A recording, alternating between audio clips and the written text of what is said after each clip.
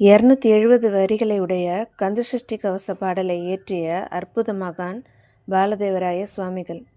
செல்வத்துக்கு குறைவில்லாத குடும்பத்தில் பிறக்கிற இவர் வணிகம் செஞ்சுக்கிட்டே தமிழ் இலக்கியங்களும் படிக்கிறாரு.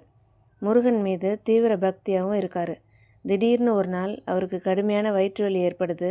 எத்தனையோ இடத்துல போய் காட்டியும் வலி நிற்கிற மாதிரி இல்லை. வலியை பொறுத்துக்க முடியாமல் ஒரு நாள் தற்கொலை பண்ணிக்கலான்னு முடிவெடுத்து திருச்செந்தூர் கடலுக்கு வராரு. அந்த நேரத்தில் தான் அங்கே 6 நாள் கந்தசஷ்டி விழா தொடங்கியிருக்கு. இதனால் விழா முடிஞ்சதும் தற்கொலை பண்ணிக்கலாம் அப்படின்னு முடிவை தள்ளி போகிறாரு. தோல்வியாதியை நீக்கி திருப்புகழ் பாட வைத்த அருணகிரிநாதருக்கு முருகன் அருள் புரிந்த மாதிரி தனக்கும் வழியை முருகனே காட்டட்டும் அப்படின்னு முருகனை நினச்சி தியானம் பண்ணுறாரு. பாலதேவராயர் தியானத்தில் இருக்கும்போது முருகப்பெருமான் அவருக்கு காட்சி கொடுத்து கந்தசஷ்டி கவசத்தை ஏற்றணும் அப்படின்னு கட்டளையிடுறாரு. கந்தசஷ்டியோட 6 நாளும் முருகப்பெருமானை நினச்சி ஒவ்வொரு படை வீட்டிற்கும் தனித்தனியாக கந்தசஷ்டி கவசம் ஏற்றினார் பாலதேவராயர். இப்படி தான் கந்தசஷ்டி கவசம் உருவாகுது. அதோட பாலதேவராயருக்கு இருந்த கடுமையான வயிற்று வலியும் சரியாகுது.